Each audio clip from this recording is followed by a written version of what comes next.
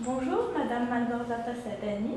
Vous êtes coach ICC spécialisé en business et executive coaching, experte en images professionnelles et communication publique. Bonjour, merci pour votre invitation. Je vous remercie d'être parmi nous. Donc, vous êtes là aujourd'hui pour nous parler du leadership et plus spécialement le leadership managérial. Oui, c'est juste. Très bien. Alors, expliquez-nous comment acquérir et développer les qualités de leadership.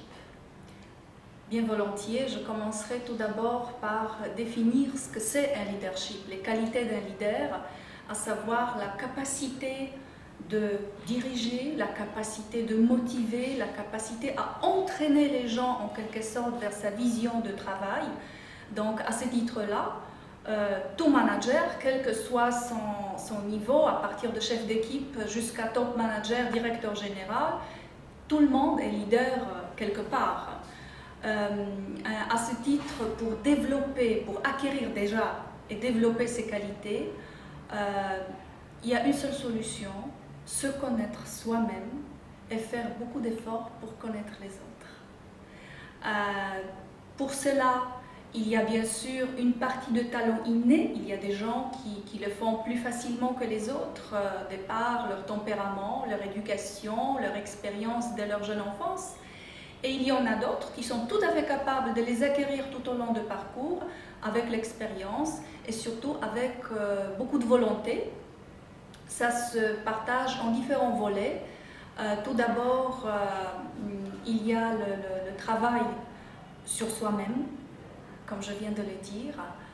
Parfois, pour se découvrir, on a justement recours au coaching individuel.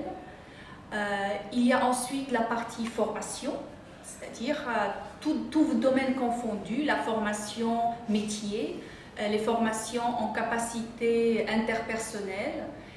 Et il faut aussi être exigeant avec soi-même. Quelqu'un qui est assis sur ses lauriers, à un moment donné ou un autre, va être dépassé par ceux qui ont envie d'avancer.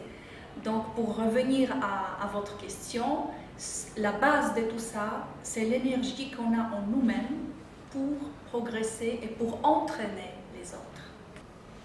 Donc, comme nous le savons, il y a différents styles de leadership et pour différents managers. Et comment alors faut-il faire pour adopter le style adéquat? Vous savez, j'ai envie de répondre qu'il faut toujours rester soi-même parce que l'authenticité est la base justement du bon manager, d'un bon leader. Maintenant, bien sûr, les tempéraments changent, les personnes changent, les aptitudes personnelles ne sont pas pareilles. Il y a une moyenne assez large, une moyenne d'attitudes assez large qu'on peut adopter. Déjà, en se connaissant soi-même, on a une certaine autoconscience de l'effet qu'on produit sur les autres, donc pour se servir de cette capacité. Mais il y a aussi un deuxième facteur, à savoir les gens qu'on doit diriger. Un manager, même s'il peaufine jusqu'au moindre détail son propre style, et s'il fait l'abstraction des gens qu'il doit diriger, il va dans le mur. Donc ça, c'est le deuxième facteur, tenir compte du caractère des personnes et aussi tenir compte du contexte, du milieu professionnel et de la situation précise dans laquelle il se trouve.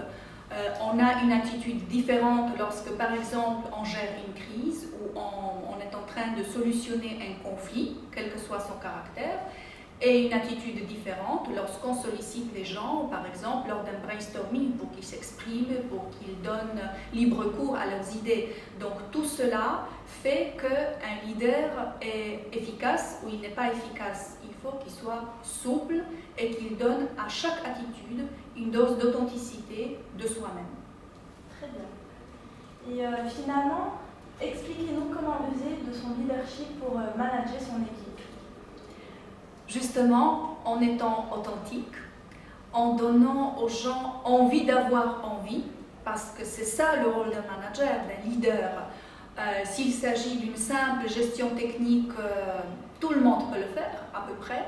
Maintenant, la différence qu'il y a entre un exécutant et un leader, c'est ce charisme qui se dégage, c'est un savoir-faire, une expérience, Ça s'acquiert aussi avec le temps, avec l'âge. Il y a des facteurs, bien sûr, qui peuvent accélérer l'apprentissage de leadership. Je viens de le dire lors de votre première question, à savoir les talents innés, c'est possible. Maintenant, si on parle de la moyenne des leaders, ce sont des gens qui ont certes un talent, mais qui ont aussi fourni énormément de travail pour bien exercer leur métier. Très bien, Madame Sadani. Merci beaucoup d'avoir été là aujourd'hui. Et donc, si vous avez un dernier mot, allez-y. Merci pour votre invitation. Le dernier mot vers les leaders actuels et futurs, c'est de garder l'ouverture d'esprit, ouvrir les yeux, les oreilles, être curieux avec la bonne curiosité du monde et surtout garder du bon sens, être bienveillant envers les gens. Et voilà, là, le miracle, c'est le travail, ce n'est pas la baguette magique, ce n'est pas un certificat qui fait un leader, c'est vous-même qui ferez de vous-même un leader.